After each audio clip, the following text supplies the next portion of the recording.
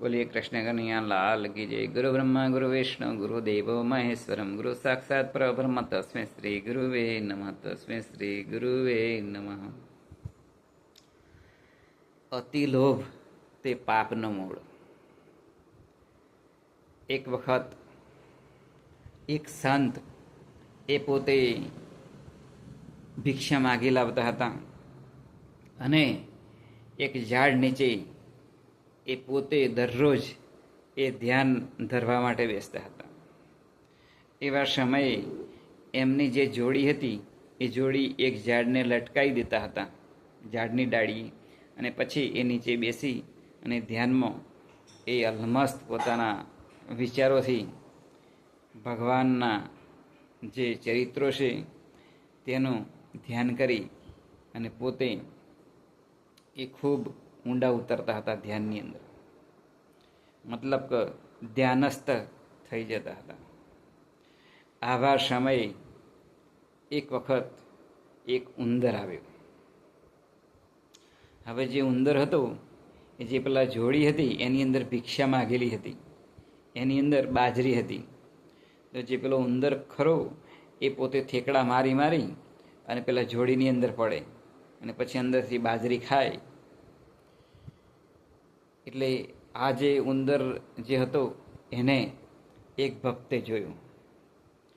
એટલે ભક્ત વિચાર કરે છે કે જે આ સાધુ મહાત્મા છે એ પોતે ભિક્ષા માગી લાવે છે અને જો આમ ઉંદર બધું ખાઈ જશે તો આજે સાધુ મહાત્મા છે એ શું ખાશે?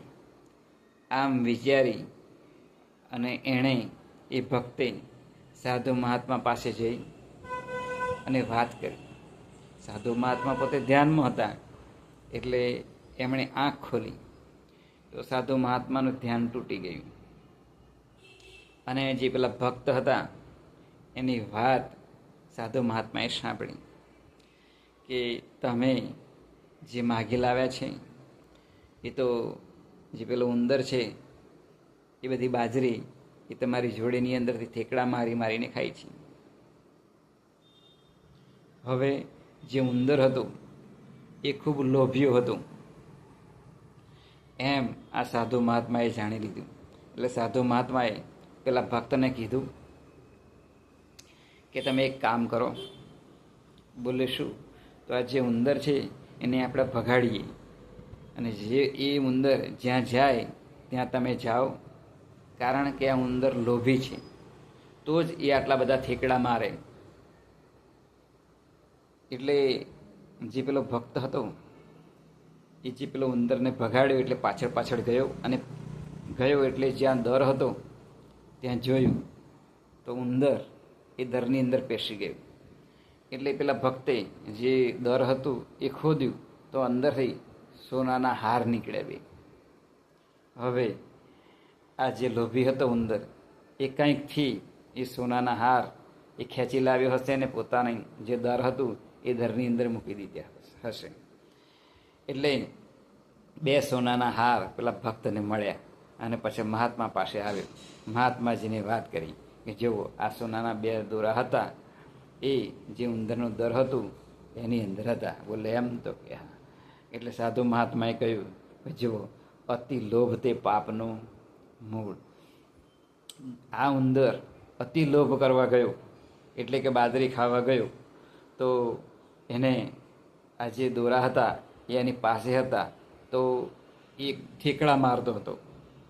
આમ જ્યારે ધનવાન માણસો અતિશય રૂપિયા હોય તો એ પોતે ઠેકડા મારે, મતલબ કે એમની પાસે સંપત્તિ હોય એટલે એ ઘણું બધું ભૌતિક સગવડો અને આનંદથી એ રહે અને એમનો વિચાર આવે આજે આ કરું કાલે તે કરું, કારણ કે ભગવાને એમને અતિશય ધન આપ્યું છે। પરંતુ જો એ ધનની અંદરથી અતિશય લોભ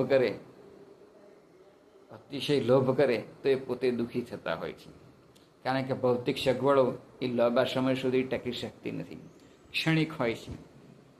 હવે જે પેલો ઉંદર હતો એ ઉંદરના જે દરની અંદરથી એ જે સોનાના જે હાર હતા એ બે પેલા ભક્તે કાઢી લીધા। પછી જે ઉંદર હતો એની દશા જોઈ તો એની ચાલ બદલાઈ ગઈ. આમ જેની પાસે અતિશય રૂપિયા હોય પણ કોઈ પણ વખતે એ જે રૂપિયા એ ભગવાન કોઈ પણ રીતે એ લઈ લે તો પછી એ માણસની પાછી ચાલ એ ધીમી થઈ જતી હોય છે. માટે અતિલોભ તે પાપનો મૂળ. અતિશય લોભ કરવો નહીં, પરંતુ જો ભગવાન આપણને જે આપે એની અંદર જો સંતોષ માનવામાં આવે તો સંતોષી નર એ સદાને માટે સુખી રહેતો હોય છે. માટે આપણે આપણા જીવનની અંદર અતિશય લોભ એ કરવો નહીં. એ જ આજના શબ્દની પ્રાર્થના. બોલે કૃષ્ણ કનૈયા લાલ લગી જાય.